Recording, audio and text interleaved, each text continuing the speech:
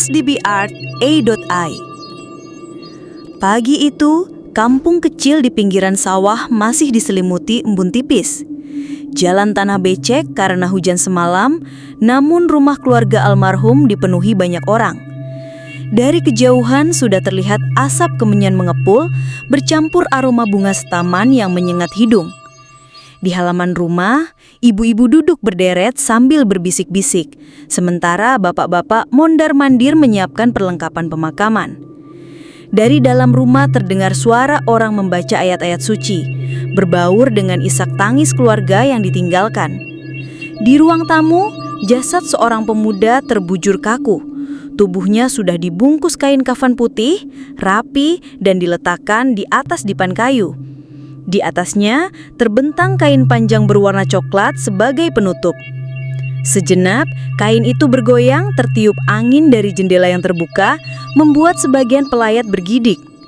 Beberapa warga tak henti-hentinya bergumam. Padahal dia masih muda, sehat, gagah. Semalam masih kelihatan di warung kopi. Kok tiba-tiba pagi ditemukan sudah kaku begitu? Iya, katanya meninggal di kamarnya, dekat jendela. Matanya melotot, mulutnya terbuka, kayak orang lagi ketakutan setengah mati. Aku dengar di tubuhnya nggak ada luka, tapi mukanya pucat sekali, persis kayak orang dicekik.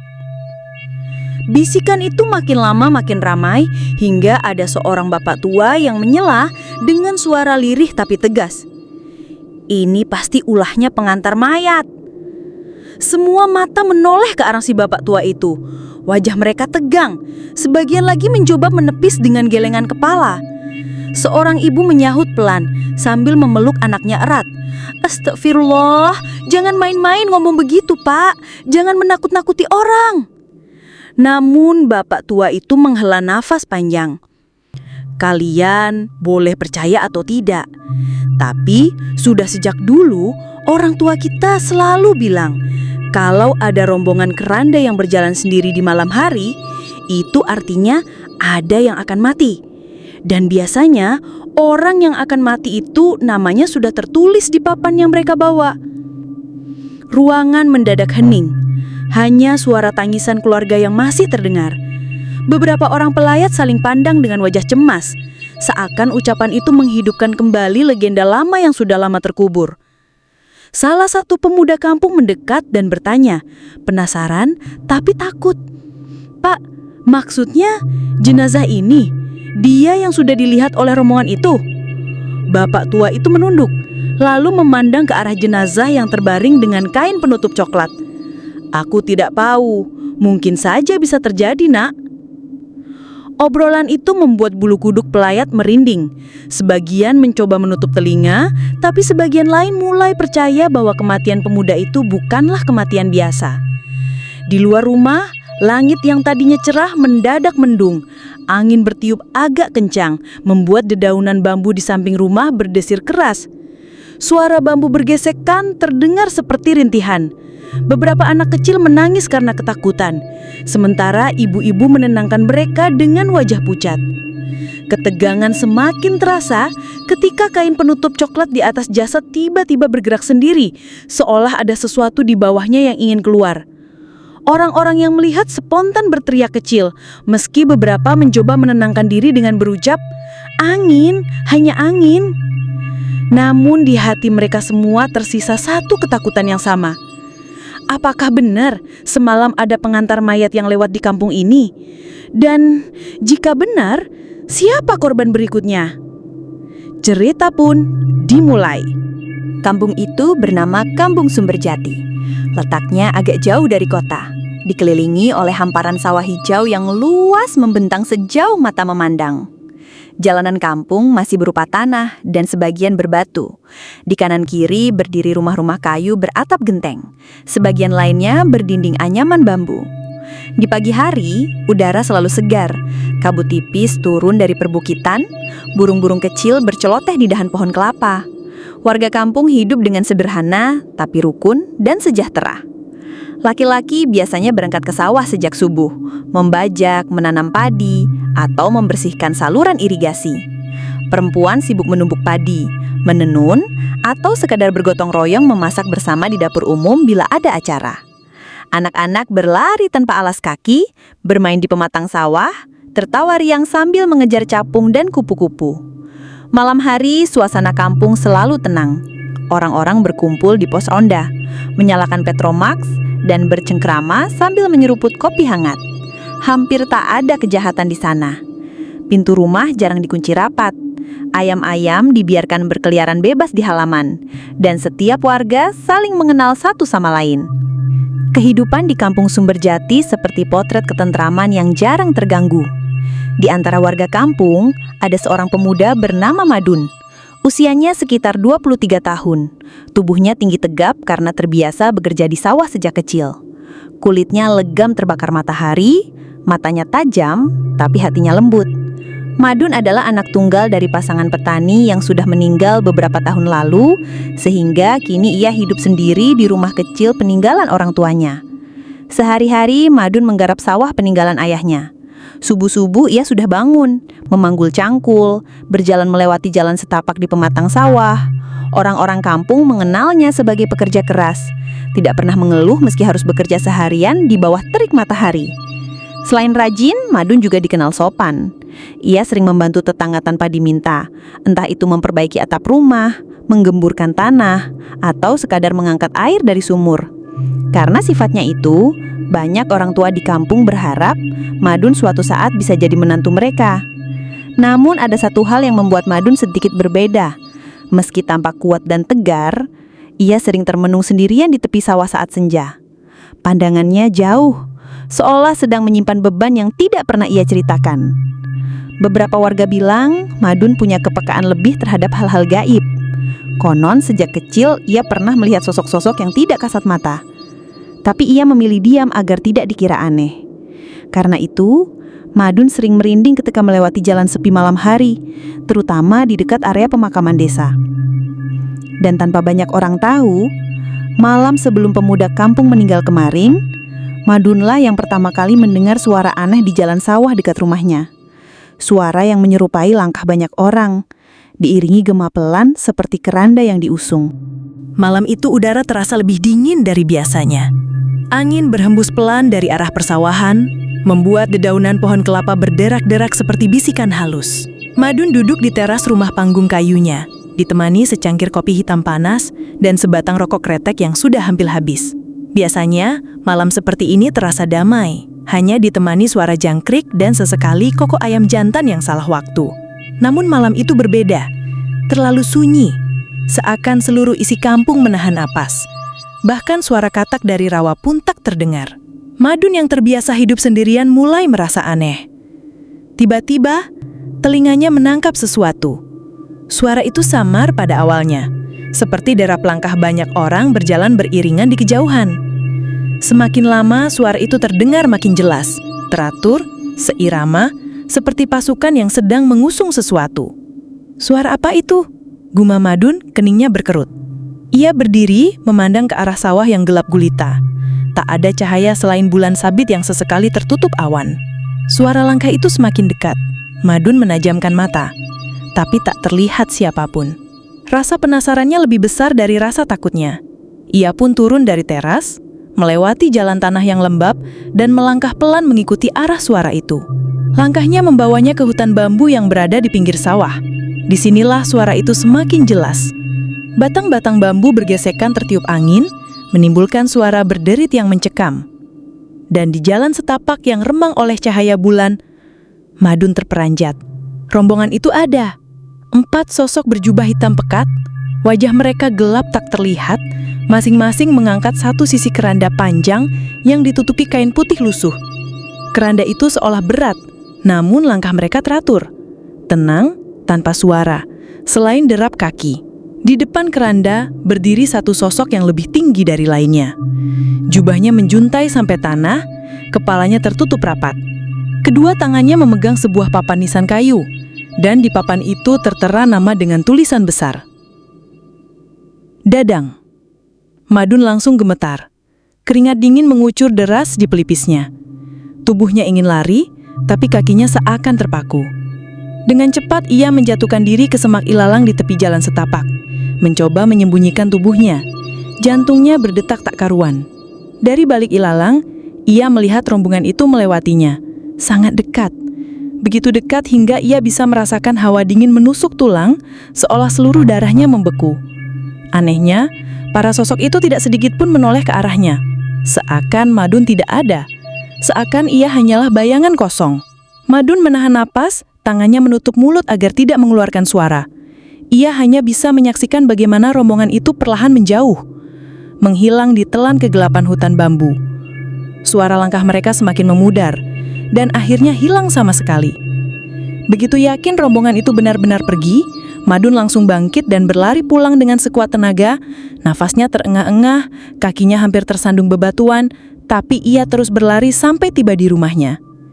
Dengan tubuh gemetar, ia masuk ke kamar, menutup pintu rapat-rapat, lalu meringkuk di balik selimut. Matanya terpejam, tapi rasa takutnya tak hilang. Kata-kata di papan nisan itu terus terngiang-ngiang. Pagi harinya, fajar menyingsing. Suara ayam berkokok bersahut-sahutan. Warga kampung mulai ramai, dan kabar itu pun menyebar cepat. Dadang ditemukan mati di kamarnya. Tubuhnya kaku, mata melotot, mulutnya terbuka seperti ingin berteriak. Tidak ada luka, tidak ada tanda-tanda sakit. Ia mati begitu saja, persis seperti yang ditandai oleh rombongan semalam. Madun yang mendengar kabar itu hanya bisa terdiam. Tubuhnya gemetar lagi.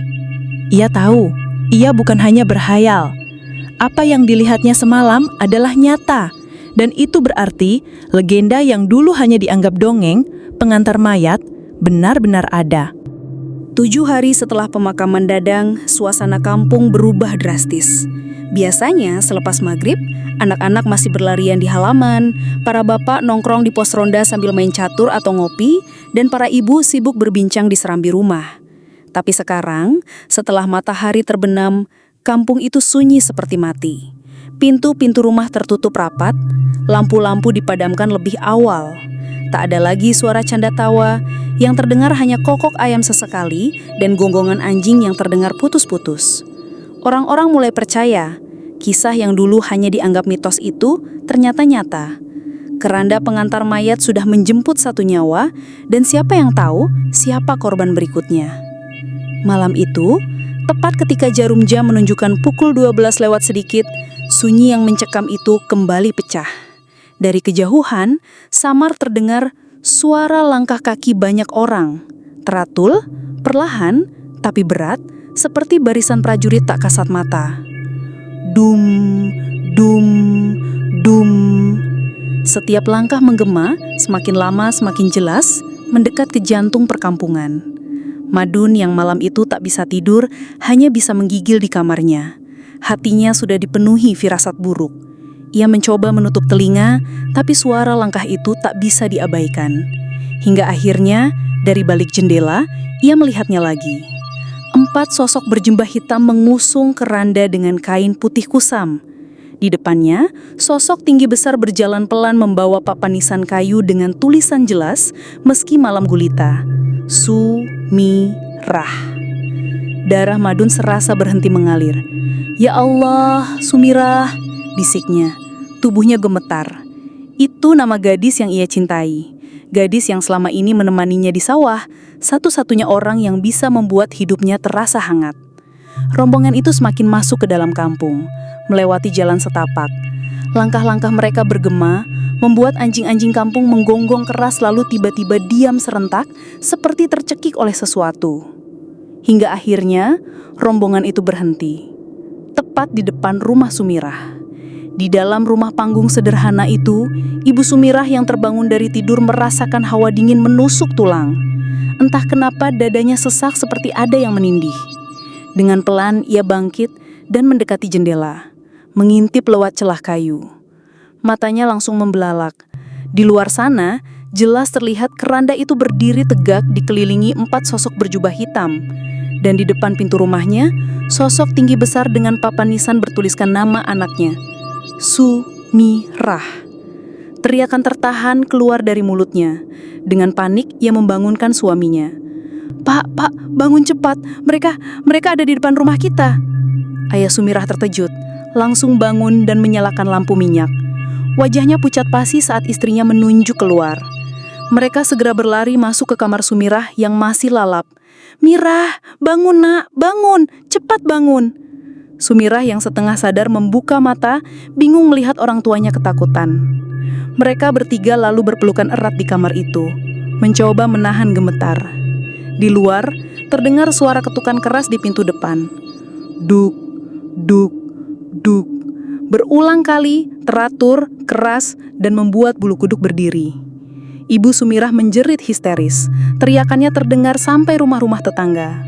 Warga yang terbangun hanya bisa bersembunyi di balik pintu, saling berbisik ketakutan, tak seorang pun berani keluar. Mereka tahu, apa yang terjadi malam ini bukan urusan manusia. Ketukan itu terus berlangsung. Rumah Sumirah seperti digedor dari dunia lain. Namun setelah beberapa lama, tiba-tiba semuanya hening. Suara langkah rombongan itu kembali terdengar menjauh, perlahan, hingga akhirnya hilang ditelan kegelapan malam. Pagi harinya, kampung kembali digemparkan. Teriakan Ibu Sumirah membangunkan semua orang. Di dalam kamar, tubuh Sumirah sudah tak bernyawa, membeku dalam pelukan ayah dan ibunya. Matanya terpejam tenang, tapi wajahnya pucat dan dingin. Air mata membanjiri rumah itu. Warga berbondong-bondong datang, tapi tak satu pun bisa menjelaskan bagaimana Sumirah bisa mati begitu saja, tanpa sebab, tanpa sakit. Madun datang paling akhir. Begitu melihat jasad gadis yang ia cintai, tubuhnya lemas, seakan seluruh tenaganya disedot. Ia terduduk di tanah, air matanya mengalir deras. Mirah, kenapa harus kamu? Kini Madun tahu, apa yang dilihatnya malam itu bukan sekadar kebetulan. Rombongan pengantar mayat benar-benar menjemput sesuai nama di papan nisan. Dan kali ini, mereka sudah merenggut orang yang paling ia sayangi. Sejak kematian Sumirah, dunia Madun serasa runtuh. Hari-harinya penuh dengan marah, bingung, dan putus asa. Ia sudah tak peduli lagi dengan sawahnya, tak peduli dengan dirinya sendiri. Di teras rumahnya, ia sering duduk termenung sampai larut dengan pikiran berputar. Apa benar tak ada yang bisa melawan mereka? Apa kita hanya bisa pasrah menunggu siapa yang namanya ditulis selanjutnya? Malam demi malam, Madun menunggu dengan mata merah karena kurang tidur. Kopi dan rokok jadi teman setianya. Amarahnya semakin menjadi setiap kali ia teringat wajah pucat Sumirah. Sampai akhirnya, malam itu, suara langkah berat itu terdengar lagi. Dum, dum, dum. Gema kaki rombongan itu semakin jelas. Madun langsung berdiri, menggenggam parang yang ia siapkan sejak lama. Hatinya berdegup kencang, tapi tekadnya bulat. Ia tidak akan diam lagi. Di jalan setapak dekat hutan bambu, rombongan berjubah hitam itu muncul, sama seperti sebelumnya. 4 sosok mengusung keranda putih kusam, dan di depan mereka, sosok tinggi besar berjalan membawa papan nisan kayu. Kali ini, jelas sekali tertulis Marwan, kepala desa. Madun merasakan hawa dingin menusuk, tapi ia berlari ke depan rombongan itu dan berdiri menghadang. Nafasnya memburu, tangannya gemetar memegang parang. Cukup, jangan lagi kalian rampas nyawa orang-orang kampung ini. Rombongan itu tetap berjalan, langkahnya teratur, seakan tak melihat Madun. Tapi Madun tak menyerah. Dengan nekat, ia meraih papan nisan dari tangan sosok tinggi itu. Ajaibnya, papan itu bisa ia genggam. Tulisan nama Marwan masih jelas terbaca. Dengan teriakan marah, Madun membanting papan itu ke tanah lalu mematahkannya jadi 2. Kalau kalian mau ambil nyawa aku sekalian. Namun rombongan itu tetap diam, tak ada yang melawan, tak ada yang bereaksi. Mereka hanya berhenti sejenak, lalu kembali berjalan pelan tanpa papan nisan, masuk kegelapan malam dan perlahan menghilang. Madun berdiri termangu, nafasnya masih tersengal.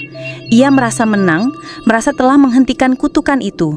Dengan hati campur aduk, ia kembali ke rumahnya dan berusaha tidur. Tapi esok paginya, kabar buruk menyebar ke seluruh kampung. Bukan 1 orang yang mati. 5 orang sekaligus meninggal di waktu bersamaan. Salah satunya adalah Marwan, kepala desa. 4 lainnya adalah warga kampung yang sehat dan masih muda. Tubuh mereka ditemukan kaku, mata melotot, wajah penuh ketakutan. Warga geger. Teriakan tangis memenuhi kampung, rasa panik semakin membesar. "Ini sudah bukan kampung lagi, ini kuburan berjalan," teriak seorang bapak. "Kalau terus begini kita semua habis," ujar yang lain. Banyak keluarga langsung memutuskan mengungsi, ada yang pindah ke kampung seberang, ada yang lari malam itu juga tanpa menoleh lagi. Rumah-rumah mulai kosong satu persatu, hanya menyisakan sekitar 20 rumah saja yang masih bertahan, termasuk rumah Madun. Yang mendengar kabar itu hanya terduduk, wajahnya pucat. Ia berusaha melawan, tapi justru lebih banyak korban. Apa maksud semua ini? Bukankah seharusnya papan nama yang ia patahkan bisa menghentikan kutukan itu? Malam berikutnya, tepat tengah malam, suara langkah itu terdengar lagi. Lebih berat, lebih menyeramkan. Dum, dum, dum. Madun keluar dari rumahnya dengan hati yang bergejolak. Warga yang tersisa hanya bisa bersembunyi di balik puntu, tak berani mengintip. Di jalan setapak, rombongan itu muncul lagi. Keranda putih yang diusung terlihat lebih kotor, seperti berlumur tanah. 4 sosok jubah hitam tetap berjalan tenang, tapi ada sesuatu yang berbeda. Di depan, sosok tinggi besar itu masih membawa papan nisan. Namun kali ini, papan itu kosong. Tak ada nama yang tertulis. Madun menelan ludah, jantungnya serasa berhenti. "Kenapa kosong?" gumamnya. Lalu perlahan, sosok tinggi itu mendongakkan wajahnya ke arah Madun. Untuk pertama kalinya, kain hitam yang menutupi wajahnya tersibak. Wajah itu bukan wajah manusia. Kulitnya gelap seperti arang, matanya merah menyala seperti bara, mulutnya robek lebar hingga ke telinga. Dipenuhi gigi tajam yang berderet tak wajar. Madun terpaku. Seluruh tubuhnya gemetar hebat. Wajah mengerikan sosok tinggi berjubah hitam itu masih terpatri jelas di pikirannya. Dengan sisa keberanian yang hancur, ia berbalik dan langsung berlari secepat mungkin menuju perkampungan. Langkahnya terhuyung, nafasnya memburu, keringat dingin membasahi tubuh. Dari belakang terdengar dentuman langkah teratur, dum dum dum. Semakin lama, semakin dekat. Madun menoleh sekilas, rombongan itu tidak berlari, tapi tetap saja selalu berada di belakangnya. Mereka berjalan perlahan di balik kabut malam, seolah tanah sendiri yang menggerakkan mereka. Ketakutan membuat Madun meraung sambil berteriak, "Tolong! Tolong! Mereka datang! Mereka datang!" Teriakannya memecah malam yang mencekam. Warga yang tersisa, sekitar 20 keluarga, berhamburan keluar rumah.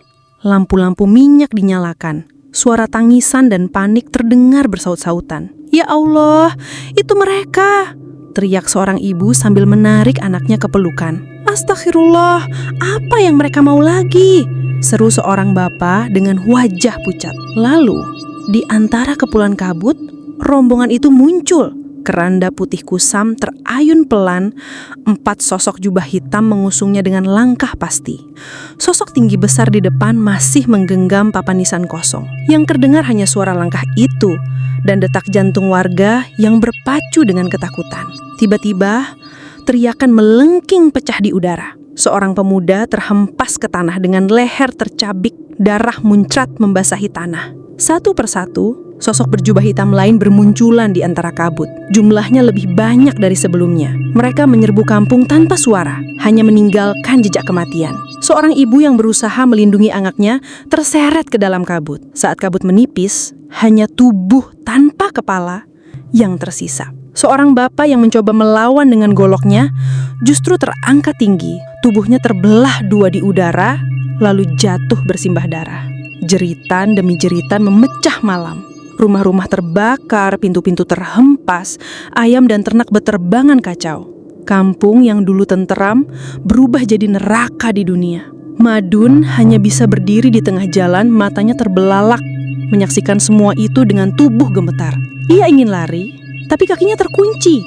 Ingin menolong, tapi tangannya tak sanggup bergerak. Satu persatu warga dibantai dengan cara mengenaskan. Ada yang tubuhnya tertancap di tiang rumah. Ada yang wajahnya dilumat hingga tak bisa dikenali. Ada pula yang seolah disedot ruhnya dan jatuh mati dengan mata kosong melotot. Hingga akhirnya Kampung itu hening, kabut pekat menelan suara tangisan terakhir. Darah bercacaran di tanah, tubuh-tubuh bergelimpangan di mana-mana. Madun masih berdiri, tubuhnya kaku, wajahnya penuh air mata. Ia hanya menggumam pelan berulang-ulang, "Keranda, keranda, mereka datang lagi, mereka datang lagi." Madun menjadi satu-satunya saksi hidup, tapi bukan lagi manusia seutuhnya, melainkan orang gila yang terjebak dalam trauma. Sejak saat itu, legenda pengantar mayat pun membeku. Tidak ada lagi yang berani menyebutnya. Seolah semua terbungkam oleh rasa takut. Kampung itu akhirnya ditinggalkan. Hanya tinggal hutan bambu, sawah liar, dan cerita bisu tentang malam di mana satu kampung habis dalam sekali iring-iringan keranda. Waktu terus berjalan. Tahun demi tahun berlalu, kampung itu kini hanya tinggal nama. Rumah-rumah reyot dibiarkan runtuh dimakan waktu. Sawah yang dulu hijau kini hanya hamparan ilalang. Jalan setapak yang dulu ramai kini ditutupi akar dan rumputan liar. Madun, satu-satunya yang selamat, kini hanyalah bayangan manusia. Setiap sore ia duduk di batu besar di tepi jalan. Tatapannya kosong, mulutnya berbisik lirih tanpa henti. "Keranda, keranda, jangan ikut aku, jangan ikut aku." Anak-anak yang lewat sering ketakutan, berlari sambil menutup telinga. Orang dewasa pun hanya menggeleng penuh ibah. Madun menjadi penjaga tanpa sadar dari sebuah kisah kelam yang tidak boleh dilupakan. Kampung itu dahulu tentram, sejahtera, damai. Namun karena terlalu merasa aman, mereka lupa pada Yang Maha Kuasa. Dan ketika maut menjemput dalam wujud yang tak terduga, semua harta, tawa, dan kebahagiaan hilang dalam sekejap. Kita hidup di dunia ini hanya sementara. Jangan terlena dengan rasa aman. Jangan tertipu oleh usia muda atau kesehatan. Gunakan sisa umur untuk mendekat kepada Sang Pencipta sebelum malaikat maut benar-benar datang menjemput kita. Entah dengan cara biasa atau mungkin dengan iring-iringan pengantar mayat. Maka berhati-hatilah, waspadalah, dan jangan lupa selalu berdoa. Karena pada akhirnya setiap manusia akan diantarkan menuju peristirahatan terakhirnya. SDB Art AI. Bye-bye.